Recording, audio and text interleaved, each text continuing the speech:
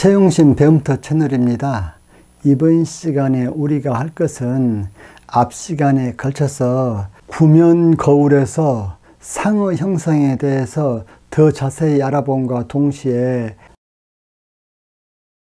먼저 앞 시간에 우리가 상은 어떻게 형성이 되어지는가 라는 것에 대해서 공부를 했지요. 앞 시간 것은 여기를 참고하시기 바랍니다. 그러면은 우리가 앞 시간에 했던 상을 형성하는 중요한 광선들 3가지를 공부를 했는데, 이번 시간에는 4가지를 공부해 봅시다. 즉 앞 시간 것에다가 또 한 가지 더 첨부해 가지고 전부 다 간단해요. 간단해. 먼저 포물면에서 초점에 대해서 살펴보도록 하겠습니다. 참고로 여러분들이 광학계를 설계를 할 적에 어떠한 약속이 국제적으로 정해져 있거든요. 그 중에 하나가 무엇이냐면은 광학계의 맨 처음에 입사한 빛은 좌측에서 우측으로 향한다거든요. 그렇기 때문에 광학계에서 어떠한 빛이 입사한다고 했을 적에 그 빛은 반드시 좌측에서 우측으로 입사하게끔 그려야 된다, 그 말이에요. 맨 처음에는 구면 거울에서 극히 일부분만 딱 잘라내면은 그 일부분은 포물면으로 근사할 수 있다라는 거 앞 시간에 했지요. 자, 포물면 자체만 놓고 먼저 얘기해 봅시다. 지금 현재 이것이 포물선이요. 포물면 같은 경우는 어떻게 되어지겠습니까? 이 포물선을 360도 돌렸을 때 이 포물선이 지나가는 궤적이 바로 포물면을 형성을 하지요. 그렇기 때문에 이 포물선 하나만 잘 공부를 해도 포물면은 이것을 회전시키면 된다라는 사실만 알고 있으면 금방 포물면에 대해서도 이해가 되겠지요. 그러면은 이것은 포물선이기 때문에 빛이 팽행하게 들어온다라고 해봅시다. 지금 빨간 빛이 팽행하게 들어왔어. 여러분들 광축이란 말 제가 앞 시간에 썼잖아요. 그런데 광축이나 주축이나 똑같은 말이에요. 지금 이번 시간에는 주축이라는 표현을 썼어요. 광축은 바로 이거 그것이 바로 광축이죠. 그런 개념들은 앞 시간에 다 듣고 오셔야 됩니다. 그래서 광축에 팽행하게 입사한 광은 반드시 거울 표면에서 반사해서 초점을 지난다, 그렇게 배웠잖아요. 여기서 팽행하게 입사한 이 광이 여기서 반사돼 가지고 여기 초점을 지난다고 했어. 그 다음 역시 파란색으로 표시해 놓은 광선이 팽행하게 입사를 해가지고 여기서 반사를 해가지고 어디를 지나게 되냐면 역시 초점을 지나게 되거든요. 마찬가지로 맨 밑에는 이제 점선으로 그려놓은 광선이 여기서 반사를 해서 또 초점을 지나게 되게 되거든요. 지금 보다시피 만약에 이것이 포물선이라면은 광선이 이쪽으로 오든지 이쪽으로 오든지 간에 상관없이 무조건 거울면에서 반사되는 광선은 이 초점을 지나게끔 되어 있거든요. 그런데 포물면이 아니라면은 여기서 들어온 광선이 반드시 초점을 지난다는 보장이 없어. 앞 시간에 이러한 구명경에 대해서 공부를 했잖아요. 이러한 구명경 같은 경우는 원래는 포물면이 아니야. 그런데 이 구명경에서 이 주축에 가까운 부분만 딱 잘라놓고 보면은 잘라진 이 부분은 포물면으로 근사되어진다 라고 앞 시간에 증명을 했지요. 만약에 여기서 일부분을 자르지 않고, 즉 좁은 부분을 자르지 않고 넓은 부분을 잘라버렸다, 그러면은 그것은 포물면이 아니고 구면이 되어지죠. 원래가 구면이었기 때문에. 그래서 이걸 한번 봐보십시오, 여러분들. 이번에는 이게 지금 구면의 일부인데, 구면의 일부가 포물면의 일부로 되게끔 하려면은 이 조금만 부분만 남겨놓고 나머지는 다 잘라버려야 되잖아요. 그런데 조그만 부분만 남긴 것이 아니라 많은 부분을 남겨버렸어. 지금 현재 거의 반원 가까이 되어졌죠. 이러면은 어떤 문제가 발생하냐면은, 지금 보세요. 여기서 주축에 평행하게 입사한 이 광이 이 거울면에서 반사가 되어져 가지고 이렇게 가죠. 그러면은 이렇게 간 광선이 주축의 이쪽하고 만나잖아요. 이 포물선 같은 경우는 평행하게 입사한 광이 반드시 초점을 지나가는데 이렇게 포물면으로 근사하기 힘들 정도로 넓은 면을 거울면으로 잡아버렸다. 그러면은 이렇게 입사한 광선은 이쪽을 지나가게 되어지고, 또 파란색 경로를 따라서 입사한 광선은 이렇게 반사가 되어지기 때문에 이쪽을 지나가게 되어지죠. 또 검정색 선을 따라서 입사한 광선은 여기서 이렇게 반사가 되어져 가지고 이쪽을 또 지나가게 되어지고, 또 빨간 점선을 따라서 입사한 광선은 빨간 점선을 따라서 이쪽을 지나서 이렇게 오게 되어지죠. 결론은 포물면 같은 경우는 전부 다 이 주축의 한 점, 즉 초점을 지나가게 되어지는데, 포물면으로 근사하기가 힘들 정도로 넓어진 면의 구형 거울은 전부 다 평행광이 반사되어져 가지고 이 주축상의 한 점을 지나는 것이 아니라 여러 점을 지나게 되어지죠. 그렇기 때문에 이러한 경우는 이 거울로 상을 보면은 그 상이 선명하지가 못해요. 다시 말해서 포물면으로 근사하기가 어려울 정도로 넓어진 구면은 평행하게 입사한 그 광이 반사하고 난 다음에 주축의 한 점을 지나야 나중에 어떠한 물체의 상을 보면 그 상이 선명한데, 주축의 한 점을 지나지 않고 각자 따로따로 그렇게 지나고 있잖아요. 이러한 경우에는 상이 선명하지 않다 그 말이야. 그리고 여러분들 여기 포물면 같은 경우는 여기에서 반사된 광선이 반드시 초점을 지나고, 또 여기에서 반사된 광선도 초점을 지난다고 했잖아요. 이런 것 같은 경우는 우리가 금방 증명을 할 수가 있어.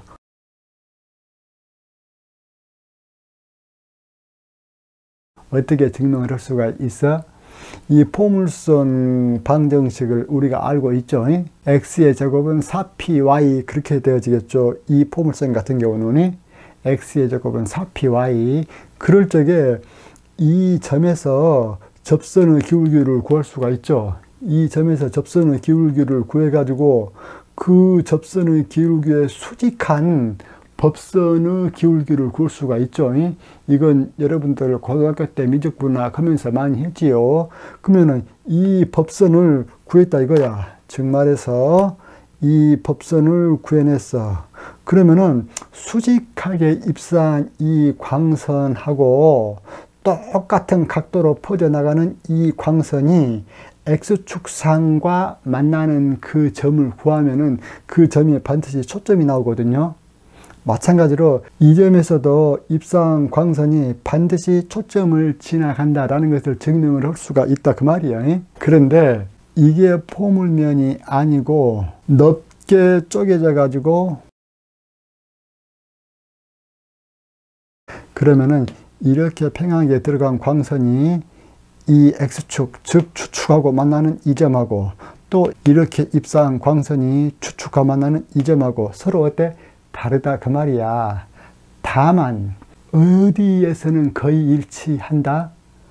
포물면으로 근사할 수 있는 좁은 영역, 즉 만약에 이 거울면을 이렇게 넓게 우리가 잘라놓은 것이 아니라 여기서 여기까지만 잘라 놓았다. 그러면은 이것은 무엇로 근사가 가능하다? 포물선 또는 포물면으로 근사가 가능하기 때문에 여기에 검정색으로 입사해 가지고 이 반사된 광이 주축을 통과한 이 점하고, 또 이 빨간색 점을 따라서 입사한 광이 여기서 반사되어져 가지고 주축을 통과하는 이 점하고 거의 일치하죠. 왜 그러냐면은 이것이 포물선으로 근사할 수 있는 영역 내에 있기 때문에 그때는 수평으로 들어온 광선들이 거의 대부분 한 점을 지나게 돼요. 그 한 점을 우리가 초점으로 근사할 수 있다 그 말이에요. 여기서 두 개의 용어를 알고 있으셔야 됩니다. 하나 영어로 파렉시아 레이. 파렉시아 레이라는 것은 우리가 근축 광선, 즉 축에 가까운 광선이라고 해가지고 파렉시아 레이라고 우리가 정의를 해 놓은 광선이 있는데, 그것은 어떤 광선이냐 보십시오. 이게 주축이잖아요. 이 주축과 가까운 곳에 있는 영역의 광선들을 근축 광선이라고 해요. 다시 한번, 근축 광선이 무엇이냐? 주축이 있다면은 이 주축으로부터 가까이 떨어져 있는 광선들을 무엇이라 한다? 근축 광선이라고 한다 그 말이에요.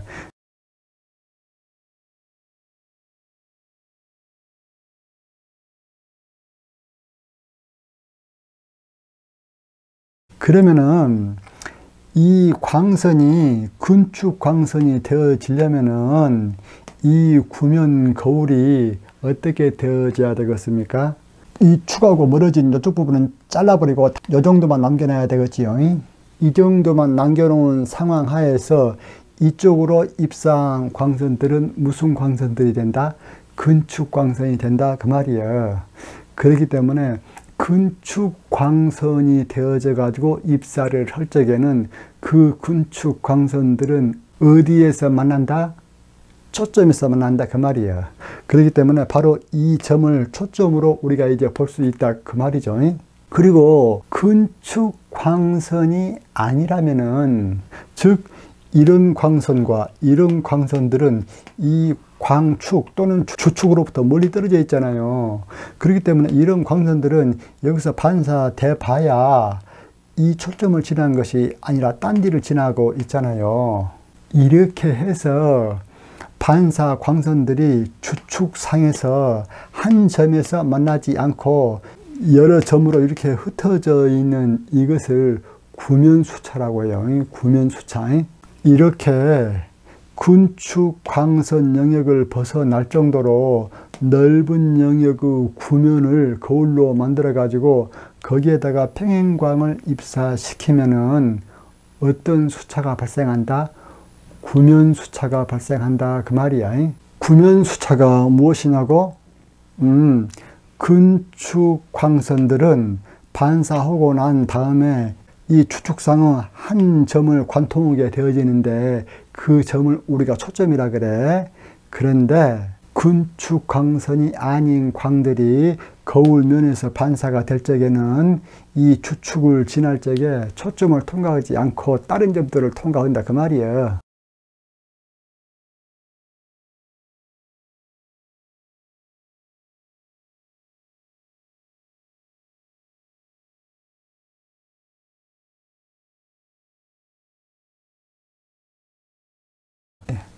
앞 시간에 했던 이것들 있죠. 이것들을 다시 한번 잘 보면서 실제적으로 물체의 상을 찾아내는 연습을 빠르게 한번 해봅시다. 간단한 광선 2개를 그려 갖고 상을 찾는 그 연습을 해보자 그 말이야. 그러면 첫 번째로, 자, 물체점에서 주축에 평행하게 거울면에 입사한 광선은 반사 후에 초점을 통과하여 진행한다. 또 초점에서 나온 것처럼 진행한다. 이렇게 적어 놓았는데 위의 것은 오목거울에 해당이 되어지고 밑에 것은 볼록거울에 해당이 되어집니다. 이것도 100마디 말보다도 한 건의 그림이 훨씬 더 설득력이 있어. 자, 물체점에서 주축에 평행하게 거울면에 입사한 광선은, 자, 지금 주축이란 것은 이거야. 지금 현재 물체가 이렇게 서 있다고 가정을 했어. 이렇게 화살표처럼 생긴 물체가 서 있다고 가정을 했단 말이야. 여기도 화살표처럼 생긴 물체가 서 있고 여기도 화살표처럼 생긴 물체가 서 있어. 이것은 오목거울이죠. 2개는. 이것은 볼록거울이고, 그리고 이 오목거울의 공률 중심이 여가 있어요. C라고 적어놨지요. 이것이 이 오목거울의 공률 중심이다. 마찬가지로 볼록거울은 공률 중심이 이쪽에가 있겠죠. 그래야 이렇게 굴을 그릴 수가 있죠. 볼록거울 같은 경우에.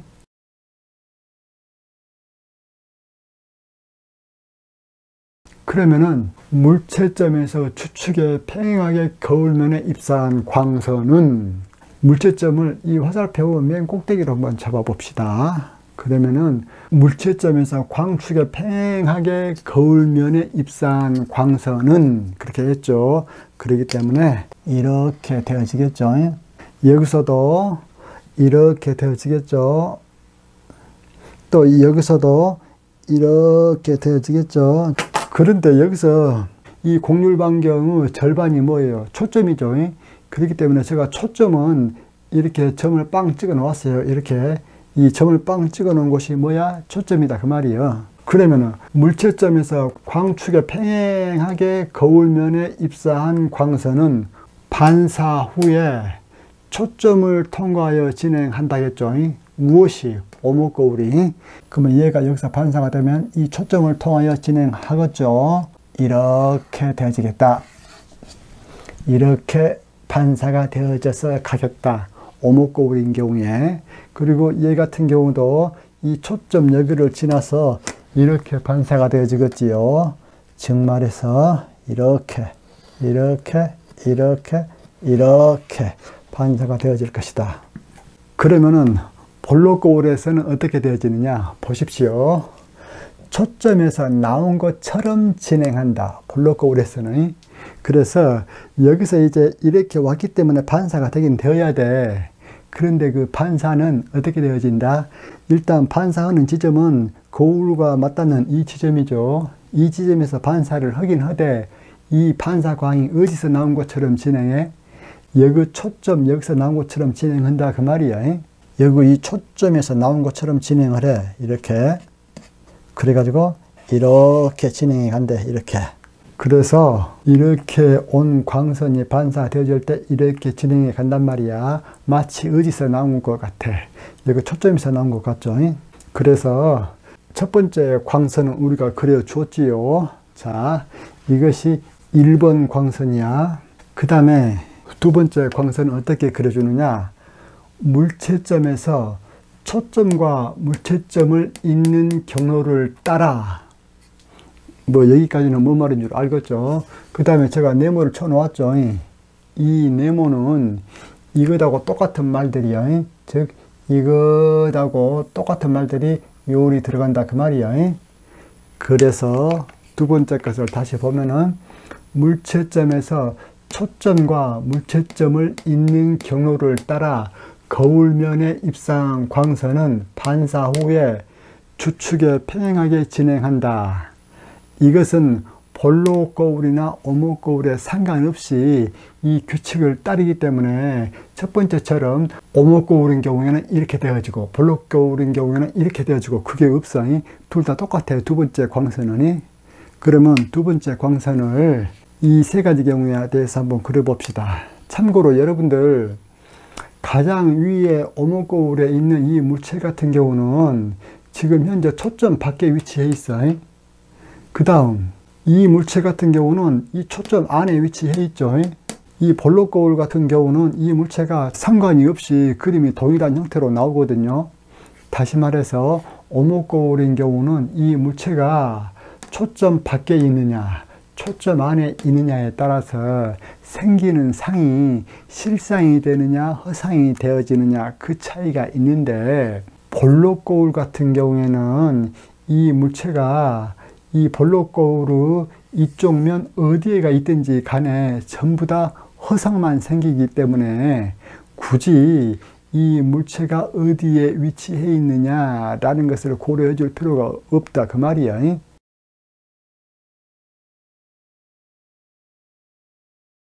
그래서 이제 두 번째 그림 그려봅시다. 물체점에서 이제 광이 나와 초점과 물체점을 잇는 경로를 따라서 거울면에 입사한 광선. 보세요. 이 물체점은 여기야. 그리고 초점은 이거야. 그러면 물체점에서 초점과 물체점을 잇는 경로는 이렇게 되어지잖아요. 다시 한번 초점과 물체점을 잇는 경로는 어떻게 되어집니까? 이것이 물체점이고 이게 초점이기 때문에 초점과 물체점을 잇는 경로는 이렇게 되어지겠죠.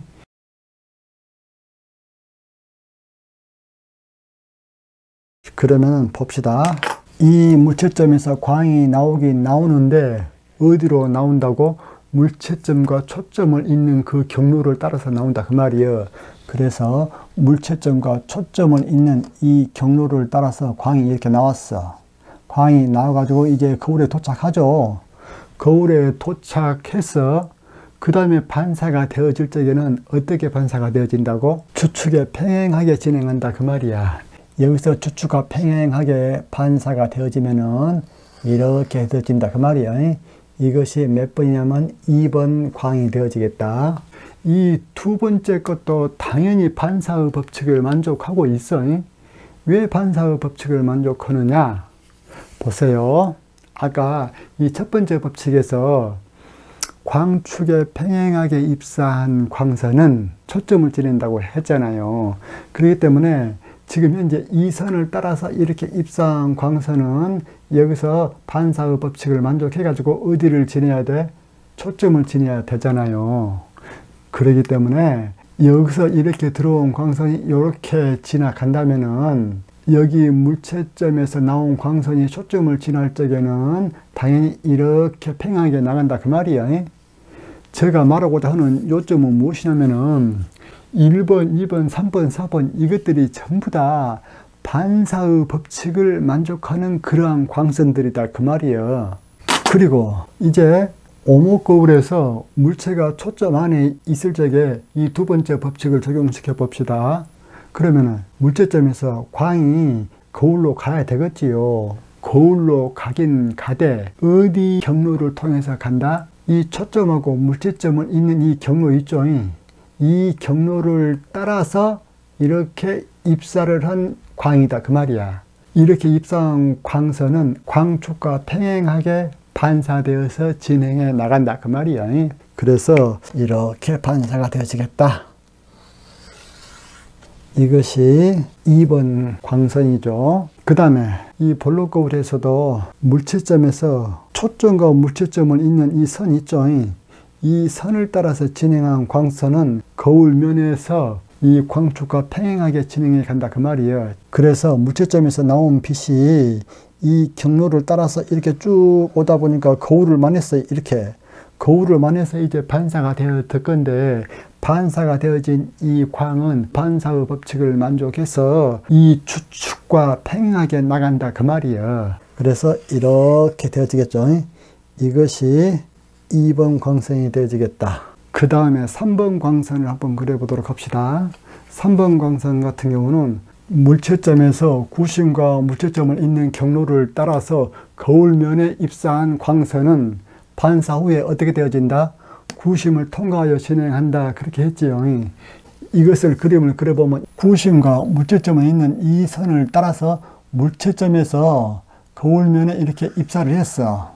거울면에 이렇게 입사한 광선은 반사를 그대로 자기가 왔던 코스를 따라서 다시 이 구심으로 간다 그 말이야. 그래서 여기에서 반사된 광선은 다시 구심을 통과해서 이렇게 간다 이거라. 이것이 몇 번 광선이야? 3번 광선이야. 앞 시간에도 했다시피 반사 광선 2개만 있으면 상을 찾을 수 있다 했잖아요. 그러면 우리는 1번, 2번을 찾았기 때문에 상을 찾아낸 것과 똑같잖아요. 그러면 1번, 2번으로 찾아놓은 상을 먼저 그림을 그려놓고 난 다음에 3번 광선을 계속 그려봅시다. 1번과 2번이 만나는 지점을 찾아줘야 되겠지요. 참고로 여기서 여러분들 1번과 2번이 만나는 그 지점은 여기 초점이다. 아니요.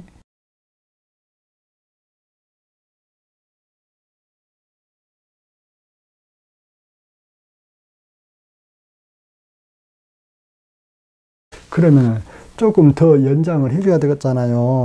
조금 더 연장을 해주면은 얘 같은 경우는 이렇게 되어지고 이 빨간 것 같은 경우는 이렇게 되어지겠죠.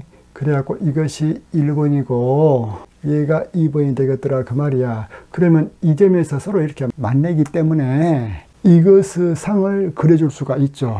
지금 화살표 꼭대기가 여기죠. 화살표 꼭대기가 여기고 여기 맨 밑바닥에 있는 광축에 있는 것은 당연히 광축상의 상을 맺습니다.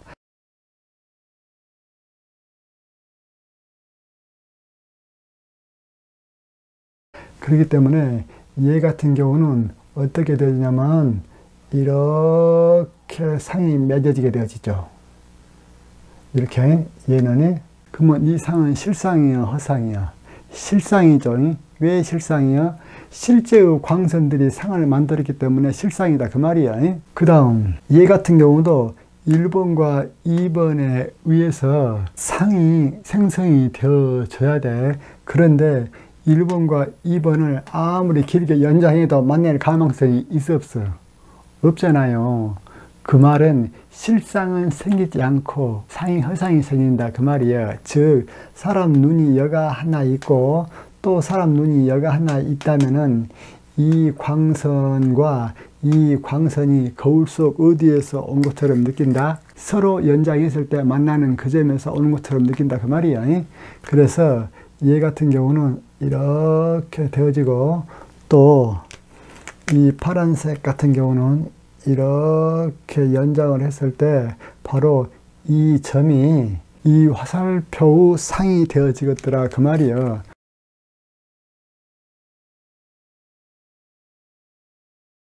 그래서 실제적으로 그림을 그려보면 이렇게 되어지죠. 이렇게 얘가 이렇게 되어 있다고 했을 때 여기서는 물체는 서 있었는데 상은 엎어졌잖아요. 그리고 여기에서는 물체도 서 있었고 상도 서 있잖아요. 이런 경우를 어떻게 얘기를 해주냐면은 상이 거꾸로 엎어진 경우를 도립이라고 그래요. 도립. 그리고 상이 물체하고 똑같이 이렇게 서 있는 것을 무엇이라 하냐면 정립이라 그래요. 그러면 여러분들 정립 같은 경우는 그 상이 실상이요 허상이요?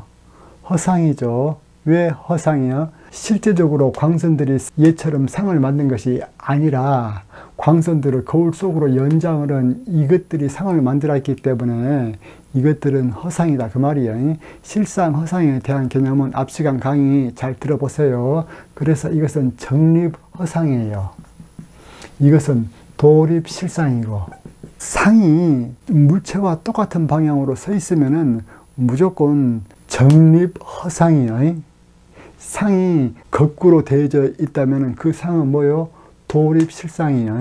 그렇기 때문에 도립실상, 정립허상 이것은 알아두셔야 됩니다. 그리고 이 물체 같은 경우는 상이 어디가 있게 되어지겠습니까? 1번 광선은 반사된 광선을 보면 이렇게 가버리고 2번은 반사된 광선을 보면 이렇게 가버리기 때문에 1번과 2번은 만날 가능성이 있어 없어? 없잖아요. 없기 때문에 이것들은 상을 어디다가 맺게 되냐면은 거울 속에다가 맺게 되거든요. 그러면은 반사 광선을 연장했을 때 이 선하고 또 2번 반사 광선을 연장했을 때 이 선. 이것들이 서로 만난 이 지점이 있죠. 이 지점이 바로 상이 형성되는 지점이거든요. 그러면은 얘 같은 경우는 이렇게 서 있었잖아요. 마찬가지로 얘 같은 경우 상이 이렇게 서 있게 되어지죠. 이렇게 이것 같은 경우도 허상이면서 얘가 서 있는 방향하고 똑같이 서 있잖아요. 그렇기 때문에 얘도 정립 허상이에요. 정립 허상이다. 이제 세 번째 광선을 한번 봅시다. 세 번째 광선은 여기에서는 우리가 세 번째 광선 한번 그려봤죠. 참고로 첫 번째 광선과 두 번째 광선만으로도 상호 위치는 결정이 되어져 버려요. 그러면 세 번째 광선과 네 번째 광선은 저가 무엇이라고 했습니까? 서비스고 보너스라고 했어. 첫 번째 광선과 두 번째 광선만 있고 세 번째 광선과 네 번째 광선은 없어도 이 상을 그리는데 전혀 상관이 없어.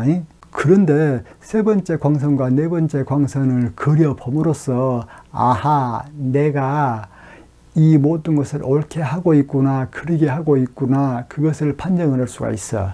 다시 말해서 첫 번째 광선과 두 번째 광선이 만나는 이 지점이 있죠. 이 지점을 세 번째 광선도 지나야 되거든요. 근데 어때요? 세 번째 광선이 이 점을 지나고 있죠. 그렇기 때문에 내가 그림을 옳게 그렸구나 라고 확신할 수가 있다 그 말이야. 이제 여기서도 세 번째 광선 한번 그려 봅시다. 그러면은 물체점에서 구심과 물체점을 잇는 경로를 따라 그렇게 얘기를 했잖아요. 그래서 구심과 물체점을 잇는 경로가 어떻게 되어지냐면 이렇게 되어지겠죠. 그래서 물체점에서 거울 쪽으로 입사를 하긴 하되 구심과 물체점을 잇는 이 직선 경로를 따라서 이렇게 입사한 광선은 입사하고 난 다음에 어디를 통과해? 그대로 다시 구심을 통과하기 때문에 이렇게 입사해서 반사가 되어질 적에는 이렇게 되어진다 그 말이죠. 그래가지고 이것이 몇 번 광선이다? 3번 광선이다 그 말이야. 이 3번 광선을 쭉 연장을 하면 어디서 만나게 되어집니까? 여기서 이렇게 만나게 되어지잖아요. 그렇기 때문에 우리가 1번 광선과 2번 광선을 사용을 해서 제대로 된 상호 위치를 찾았구나 라고 판단 내릴 수가 있다. 그 다음 이 볼록 거울에 3번 광선을 한번 찾아줘 봅시다. 물체점에서 구심과 물체점을 잇는 경로. 자, 여기서 구심이 이거죠. 물체점이 바로 지금 여기죠. 물체점은 지금 우리가 화살표 끝머리를 정해 놓고 그림을 그리고 있죠. 그래서 물체점에서 구심과 물체점을 잇는 그 경로가 어떤 경로가 되어지냐면 바로 이 경로가 되어지겠죠. 이 경로의 이 구심과 물체점을 잇는 이 경로를 따라서 거울에 입사한 광선, 거울에 이렇게 입사한 광선은 이쪽은 거울 속이기 때문에 반사될 적에 구심에서 나온 것처럼 그대로 이렇게 반사가 되어져야 되겠죠. 이것이 바로 3번 광선이 되어지겠죠. 그러면 이 3번 광선을 쭉 뒤로 연결을 하다 보면 여기서 만나게 되어지겠죠. 달리 말하면은 우리가 1번 광선과 2번 광선을 제대로 그렸다 그 말이야. 그러면은 여기서 3번 광선 있죠. 구심을 통과하여 진행한다 이렇게 해 놓았는데 구심을 통과하여 진행한다 이것은 오목거울에 해당되는 얘기고 볼록거울에서는 반사될 때 구심에서 나온 것처럼 반사된다 그렇게 적어야 되겠지요. 그러면은 여기에서 구심을 통과하여 진행한다 이것은 오목거울이야. 오목거울. 볼록거울 같은 경우는 구심에서 나온 것처럼 진행한다 그렇게 해야 되겠지요. 자, 구심에서 나온 것처럼 진행한다. 이것이 무엇이라고? 볼록거울이요. 볼록거울. 마지막으로 자, 네 번째 광선은 물체점에서 한가운데의 해놓고 네모 해놨잖아요. 이 네모도 이 위에 있는 여기에 들어간 네모하고 똑같습니다. 그렇기 때문에 물체점에서 한가운데의 거울면에 입사한 광선은 반사 후에 주축을 대칭축으로 하여 진행한다. 이 말 뜻도 직접 그림을 그려가면서 확인을 하게요. 물체점에서 한가운데의 거울면에 입사한 광선은 반사 후에 주축을 대칭축으로 하여 진행한다 그렇게 했잖아요. 그러면 그대로 한번 해주어 봅시다. 물체점에서 거울 한가운데로 진행한 이 광선은 그러니까 이렇게 되어지겠죠. 여기에서 물체점에서 거울 한가운데로 이렇게 진행을 했어. 여기서 이제 반사를 해야 될 거 아니라고. 그러면은 입사각과 반사각은 같아야 되기 때문에 이 각도하고 여기서 반사되어진 각도하고 어때? 같아져야 되잖아요. 같아져야 된다 그 말은 뭐야? 이 추측에 대하여 대칭된 선으로 진행해 간다 그 말이 되잖아요. 즉 이 각도하고 똑같은 각도로 반사되어져서 나가야 된다 그 말이야. 이렇게 해서 이렇게 나가면은 이것이 몇 번 광선이야? 4번 광선이다 그 말이야. 그러면 이 4번 광선 같은 경우도 상이 맺힌 이 점을 통과하기 때문에 우리가 1번 광선, 2번 광선, 3번 광선을 올바르게 사용해서 상호 위치를 찾았다라고 또 판정을 내릴 수 있다 이거예요. 그 다음 여기에서 한번 볼까요? 자, 물체점에서 거울 한가운데로 이렇게 진행한 광선은 여기서 반사를 해 나갈 적에 이 각도와 똑같은 각도로 나가려다 보니까 이 축에 대하여 어때? 대칭되게 그려야 되겠지요. 그래서 대칭되게 그리면은 이것이 4번 광선이야. 이 4번 광선 같은 경우도 이렇게 쭉 연장을 해 보면 어때요? 이해하고 일치하잖아요. 상점이. 그 다음 이 볼록거울에 대해서 4번 광선 한번 그려볼까요? 이 물체점에서 거울 한가운데로 입사한 광선을 그리고 나면은 여기서 반사를 하겠죠.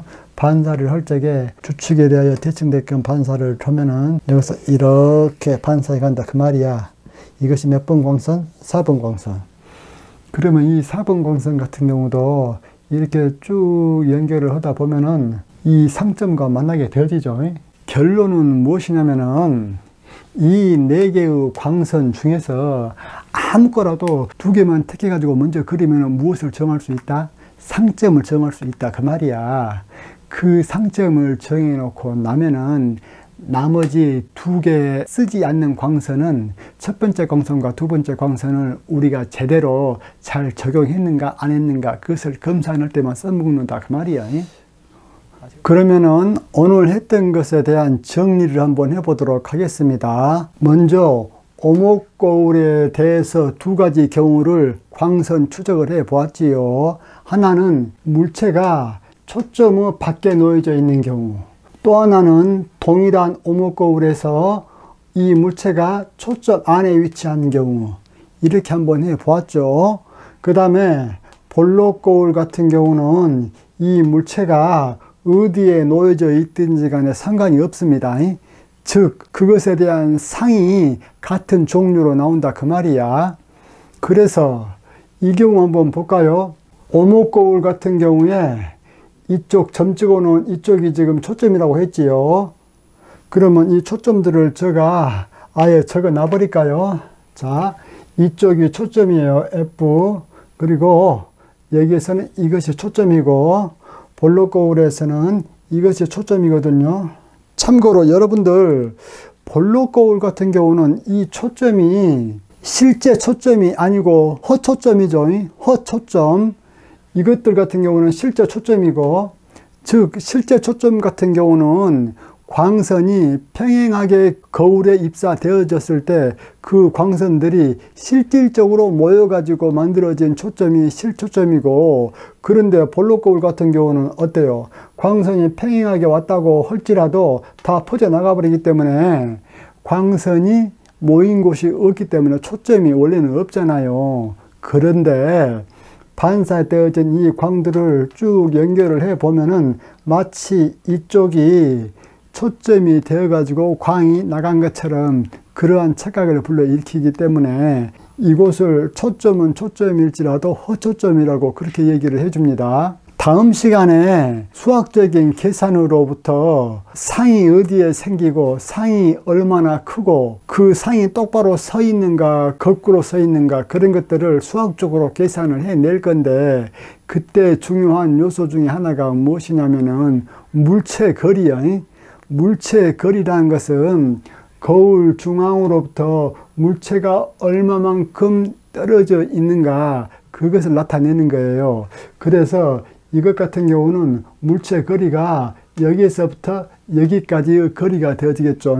물체 거리는 우리가 알파벳 A로 나타내겠습니다. 즉 말해서 물체 거리가 이것 같은 경우는 이것이 물체 거리 A가 되어지죠. 그러면 초점 거리는 여기에서부터 여기까지의 거리가 초점 거리야. 즉 거울 중앙으로부터 초점 위치까지의 거리가 초점 거리다 그 말이야. 이것 같은 경우는 물체 거리가 뭐예요? 거울 중앙으로부터 물체가 있는 이 위치까지 이 거리가 물체 거리 A가 되어지겠지요.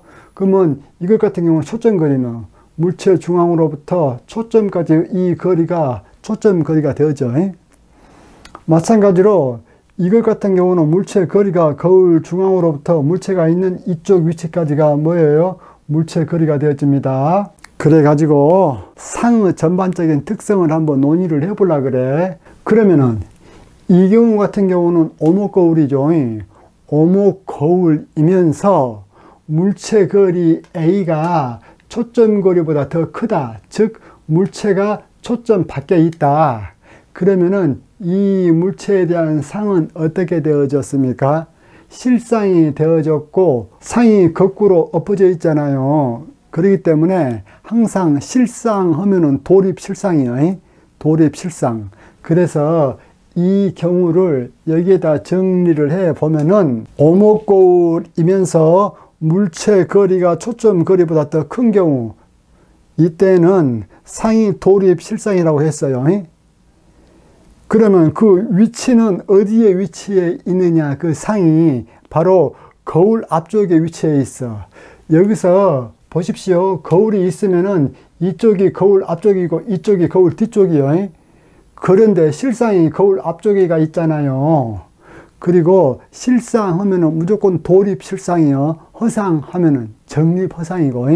그래서 상의 상태는 돌입 실상이야. 어떤 경우에? 물체가 초점거리보다 더 멀리 떨어져 있는 경우에 어디로부터? 거울 중앙으로부터. 그래가지고 상의 위치는 어디가 되어지냐면은 거울 앞은 거울 앞인데 초점거리보다 더 먼 곳에 상이 생깁니다. 보십시오. 이 경우에 초점거리는 여기서부터 여기까지죠. 그런데 상거리는 뭐예요? 여기서부터 여기까지이기 때문에 이 상은 이 초점거리보다 더 먼 곳에 생긴다 그 말이에요. 지금 제가 여기에다가 적어 놓은 것은 확실한 것만 적어 놓은 거예요. 그리고 여러분들도 배율이란 것에 대해서 배우게 될 것인데, 그 배율이란 것은 무엇이냐면은 지금 이 경우 한번 봐보십시오. 물체의 크기는 여기서부터 여기까지인데 상의 크기는 어때요? 여기서부터 이렇게 되어지잖아요. 즉 상의 크기가 물체의 크기보다 더 커졌잖아요. 이럴 적에 배율이란 것을 어떻게 약속을 하냐면은, 배율은 알파벳 M으로 표시해 주는데 물체의 높이분의 상의 높이를 배율이라고 해요. 높이는 항상 양수죠. 그래서 배율은 항상 0보다 큰 값이에요. 0보다 큰 값인데 배율이 1보다 크다 그 말은 무슨 말일까? 상이 물체보다 더 크게 형성이 되어진다 그 말이죠. 배율이 1보다 더 적다 그 말은 상이 물체보다 더 작게 형성이 되어진다. 그런데 이 경우에는, 즉 물체가 초점 밖에 있을 적에는 이 상이 원래의 물체보다 클 수도 있고 적을 수도 있고 그렇거든요. 그렇기 때문에 그런 어중간한 경우는 여기에다가 안 적어 놨어요. 여기에다가 적어 놓은 것은 확실한 것만 지금 적어 놓았어. 즉 오목거울이면서 물체의 거리 A가 초점보다 더 멀리 떨어져 있다면은 그것은 돌입실상이다 그 말이야. 그러면 돌입실상이다 그 말은 상이 거울 앞에 생긴다는 얘기죠. 그리고 거울 앞은 거울 앞일지라도 초점거리 F보다 더 먼 곳에가 상이 생기더라 그 말이에요. 아시겠죠? 그 다음에 이 두 번째 그림은 오목거울인데 물체가 초점거리보다 더 안에 있는 경우죠. 그래가지고 여기서부터 여기까지가 물체거리 A라면은 여기서부터 여기까지는 초점거리 F가 되어지겠죠. 이러한 경우는 물체가 어디에 상을 형성하게 되냐면은 이 거울 뒤에 형성하게 되어졌죠. 그러면은 거울 뒤에 형성이 되어졌다 그러면 무조건 허상이에요. 허상 얘기가 나왔다 하면 무조건 정립 허상이에요. 정립이란 것은 뭐예요? 상하고 똑같은 방향으로 서 있다는 얘기죠. 그래서 이것을 잘 요약해서 정리를 해 놓은 것이 바로 이거죠. 오목거울이면서 물체가 초점거리 안에 있다. 즉 물체거리가 초점거리보다 더 작기 때문에 물체가 초점거리 안에 있는 경우죠. 이때는 확대된 정립허상이요. 확대된 정립허상. 그러면은 여기에다가 확대된 이 말을 적어놨다라는 말은 항상 그렇다는 얘기예요. 어떤 경우에 물체거리가 초점거리보다 더 적을 적에는 항상 확대된 정립허상이 생성되더라 그 말이라. 그렇기 때문에 확대되어졌다고 했기 때문에 이 배율은 1보다 큰 경우죠. 그래서 여기 한번 보십시오. 여기 있는 물체가 상이 이렇게 형성되어졌잖아요. 거울 속에 정립허상으로 생성이 되어졌잖아요. 그러면서도 동시에 물체는 요만했는데 상은 요만했기 때문에 확대되어졌다. 그렇기 때문에 이 경우에는 확대된 정립허상이 항상 확실하게 그리된다 그 말이야. 이제 볼록거울 같은 경우를 한번 볼까요? 이 볼록거울 같은 경우는 물체가 이 볼록거울 앞에 초점거리보다 더 뭐냐 가까우냐 그런 것에 대해서 상관없이 항상 어떠한 상이 생기냐면은 축소된 정립허상이 생기거든요. 볼록거울은 항상 그 상이 볼록거울 속에가 생기잖아요. 볼록거울 속에가 생긴다 그 말은 허상이란 얘기죠. 허상이란 말은 곧바로 정립이고,